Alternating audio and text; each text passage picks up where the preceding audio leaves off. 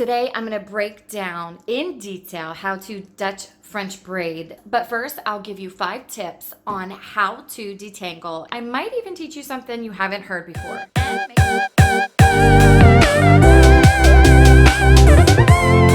Tip number 1, use the finger detangling method.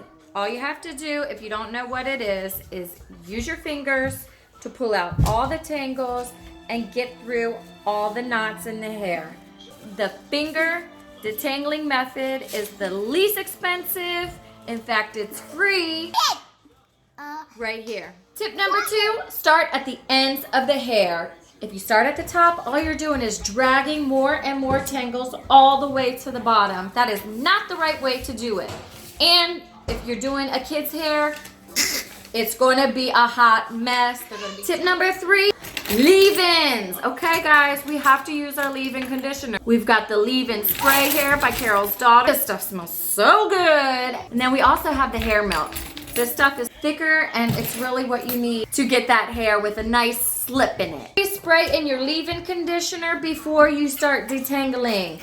This is going to create a great slip to be able to work through those tangles and get that hot mess out their hair. They've got so many different leave-in conditioners. You can use the leave-in spray. I'll leave a few in the description below so you can check them out. Good stuff, but there's also things to look out for.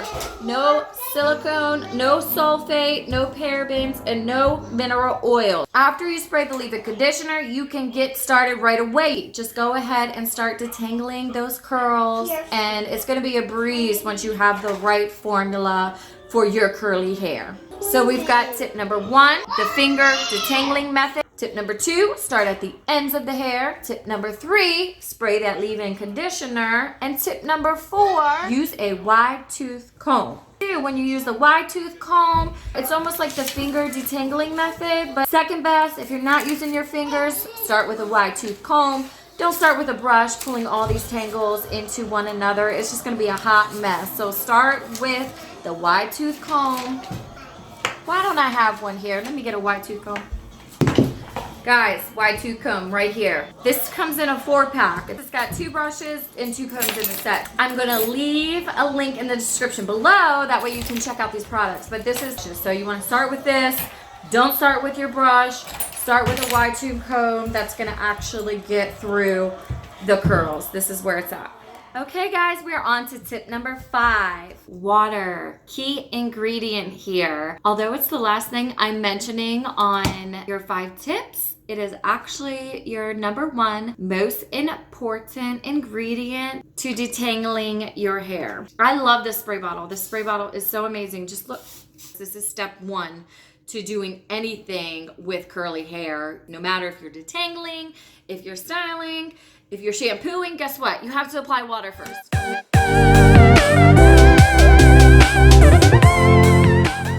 So I hope you enjoy this tutorial that I'm going to show you how to do a Dutch French braid. Make sure you let me know in the comments what you think. So before doing the French braid, especially if you have frizzy hair, you want to tame the edges by adding some kind of edging gel. If you plan on laying the edges, you can do that too. You can do that at the end. But if you plan on keeping this hairstyle in for a couple days, definitely add some kind of gel in your hair. That way, when it hardens, it'll keep all the flyaways down, and that will allow you to keep your hair style in much longer than just a day or 2. Okay, so step 2, you want to brush the child's hair straight back. Now, if you're doing a single braid, you'll just brush straight down the middle. Today, we're doing 2 Dutch braids, so I actually am gonna tie one side off, and we're gonna work on one side at a time. So, kind of imagine a diagonal line going from the corner of one side of the head all the way back to the bottom of that same side of the head. And that's gonna be how you wanna brush the hair. You wanna brush the hair in that line straight back. Now, once you add the edging gel, then you can use a boar brush, brush the hair towards that straight line that you just created. Then it's kind of in the pattern that you want it to be in when you start braiding. So starting from the top, you just want to make like a triangle. I've got the hair parted, which I'll show you in the video. Here, you just want to grab like a triangle of hair, and that's going to be how we're going to start the braid. So once you have that section, you can split it into 3 equal parts and start a braid. Now again, I'm doing a Dutch French braid, which means I'm going to be turning the strands under the next strand. So there's 3 strands. And once you're holding them, the outside strand will twist under the center strand. Now that outside strand has become the center strand, and the center strand has become the outside strand. And then you go to the opposite side and you take that strand and tuck it under the center strand. Yeah, it makes no sense when I'm like walking through it, talking about it. Pictures are worth a million words. So for this tutorial, we're gonna start the braid from the right side. So you'll grab that right strand of hair and you'll twist it under the center part of the hair. But if you choose to start with the left hair, or depending on how the hair is falling, you might wanna start with the left. Also, when I start, I'll do like a couple braids. So it doesn't really matter which strand you're starting with. Whatever's most comfortable for you, that's the strand you wanna start with.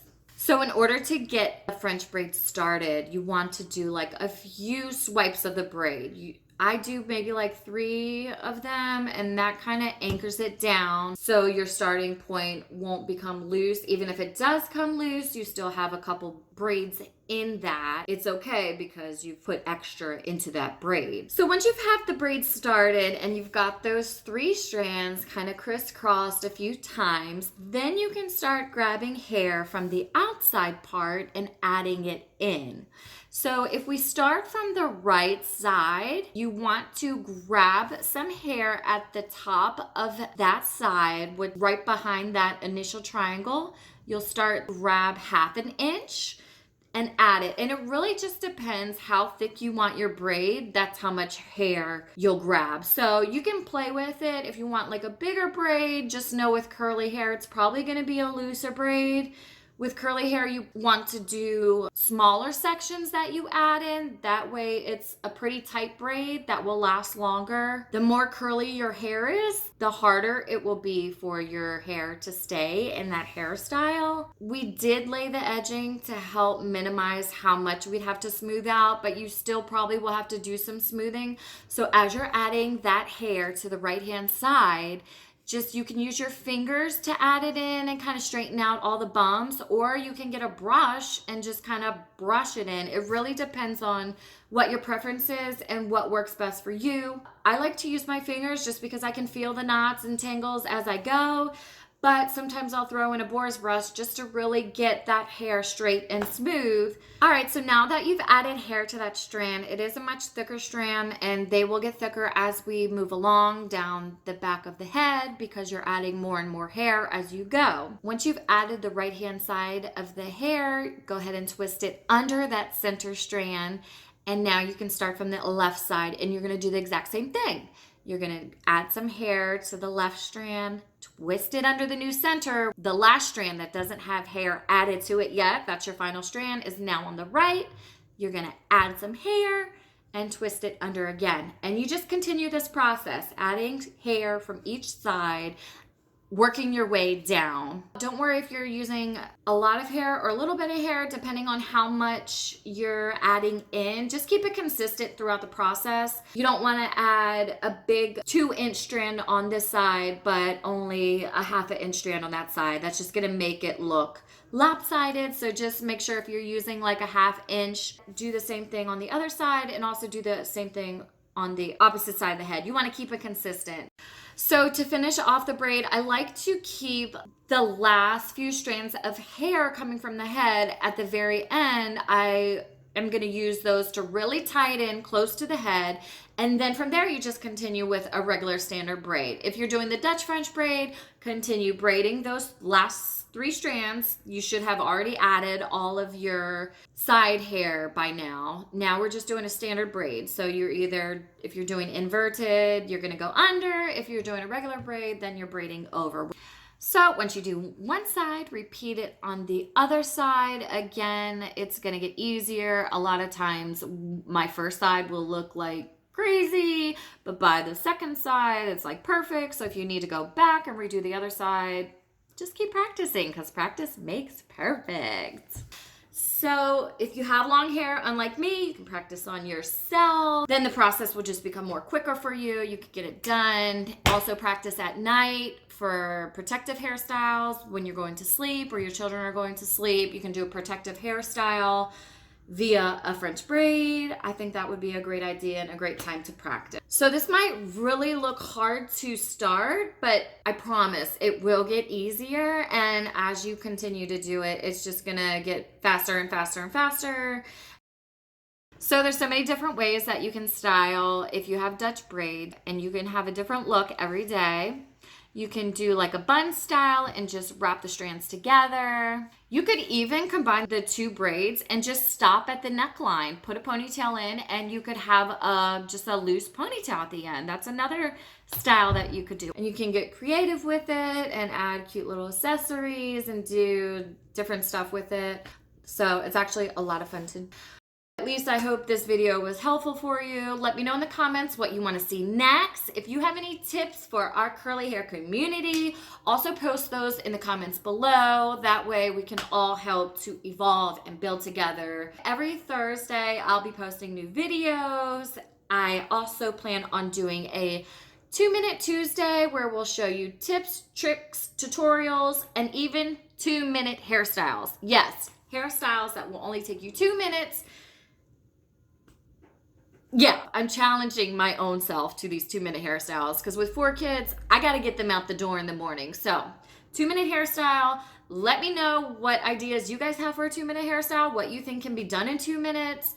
I'd love to hear that below. That way when we kick off our 2-Minute Tuesdays, we can start rolling some of those out. So I'm really excited about that. Make sure you subscribe and click on that bell. That way you'll be notified for our next video. Thanks a lot. Love you guys. Bye-bye.